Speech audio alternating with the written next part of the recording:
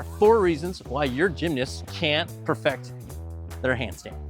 Going up and down the chain, a lot of times their elbows are bent or their shoulders are down. They have to keep that nice and stiff. And a lot of times that you'll notice that their spine starts to bend and they'll look up to compensate for that, but that puts a lot of strain on that spine. And a lot of times they end up falling over. To keep that stiff, we have to have good, what we call proximal control at the pelvis and the shoulders in order to maintain that vertical handstand. So when it comes to their shoulder control, a lot of times when it comes to shoulder mobility, a lot of times they actually lack that ability to be straight. A lot of times you'll see that compensation through that low back, and you can see you can get into that poor positioning that ends up falling over. And when they lack mobility and you see that compensation, that's a time you want to address it. And even if that's not the case, being able to control that at the shoulder girdle is so important for shoulder stability.